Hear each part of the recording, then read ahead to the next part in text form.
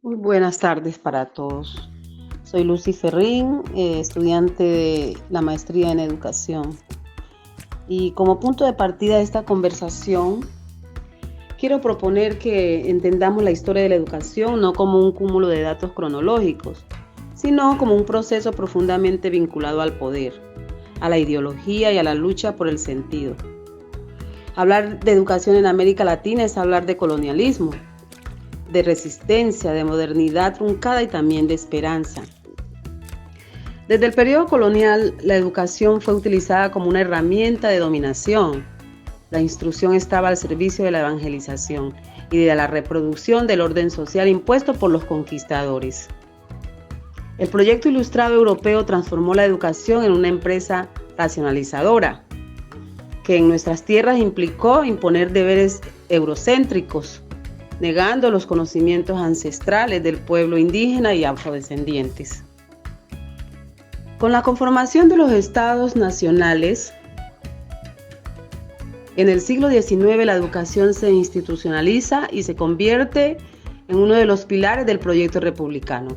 Sin embargo, esta institucionalización tuvo un carácter excluyente. Era una educación pensada para las élites urbanas, masculinas y blancas. Campesinos, las mujeres y las comunidades afros e indígenas quedaron en gran medida por fuera del modelo, por el modelo educativo dominante. Esta exclusión estructural no ha sido completamente superada y eso se evidencia en los actuales índices de deserción escolar, en la brecha digital, en la calidad diferenciada de la educación rural frente a una educación urbana. Por eso debemos reconocer que la educación ha sido históricamente una arena de disputa. En ella convergen discursos de poder, resistencias culturales, intereses económicos y proyectos políticos contrapuestos. No podemos seguir viendo al maestro como un simple transmisor de contenidos, sino como un actor político que en el aula media entre las estructuras que oprimen y las posibilidades de liberación. Muchas gracias. Soy Claudia Montaño. Gracias, Ferrín. Me uno a esa mirada crítica porque creo que es urgente construir los imaginarios que aún idealizan la escuela como un lugar neutro.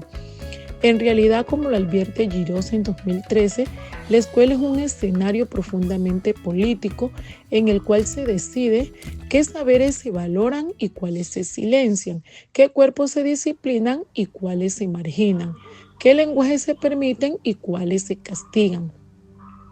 El currículo, por ejemplo, no es un simple listado de contenidos, es una selección de saberes que refleja una ideología dominante. Históricamente, el currículo latinoamericano ha privilegiado los conocimientos científicos, eurocéntricos y ha dejado por fuera los saberes populares, comunitarios y ancestrales. Esta selección no es inocente. Configura subjetividades, modela identidades, produce sentido de pertenencia o de exclusión.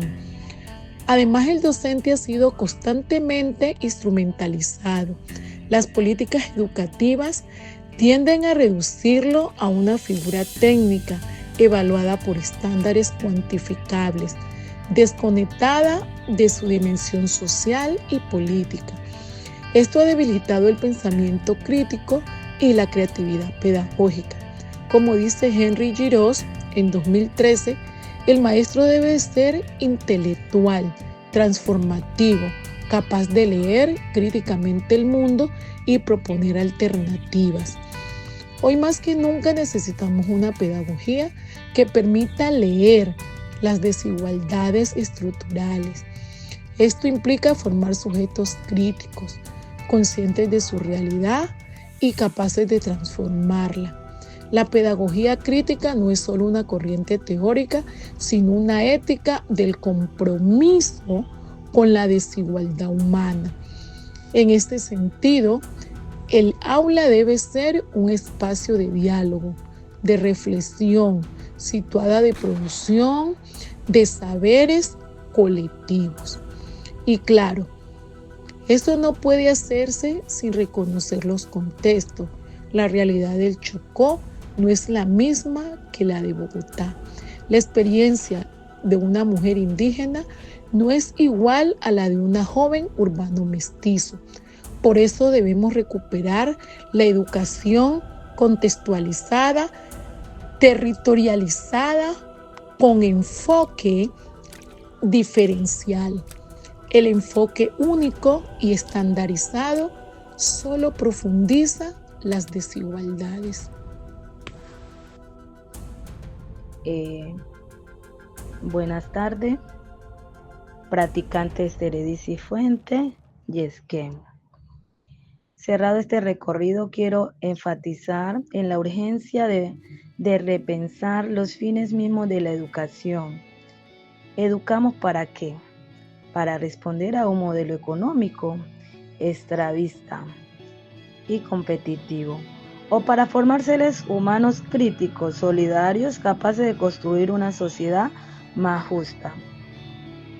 La educación como derecho humano implica más que el acceso a una institución escolar, implica una transformación estructural de las condiciones que permite aprender con dignidad, como plantea Arraya 2011. La teoría crítica en educación nos ayuda a ver que detrás de los indicadores de las políticas hay relaciones de poder, hay exclusión, hay historia no contada. Debemos cuestionar las lógicas mercantilistas que ha invadido el discurso educativo. Las escuelas no pueden seguir funcionando como una fábrica de mano de obra barata para el mercado. Su razón de ser debe estar en la formación integral, el pensamiento autónomo, en la conciencia social. Desde la teoría crítica también entendemos que la educación no cambia la realidad por sí sola, pero sí es una semilla, una chispa. Puede ser el lugar donde alguien aprenda que tiene derecho a soñar distinto, a no reproducir el dolor, a buscar justicia. Por eso es vital resignificar la figura del docente como técnico, sino como mediador cultural, como cuidador de la palabra, como constructor de comunidad. Finalmente debemos exigir que la educación pública sea protegida, fortalecida y designificada. No es posible hablar de transformación educativa si se sigue precarizando el trabajo docente, sino garantizando infraestructura adecuada.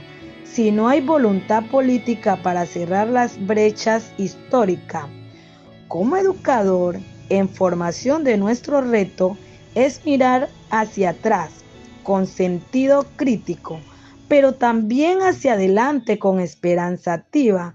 Somos parte de una generación que no puede seguir aceptando la desigualdad como normalidad. Muchas gracias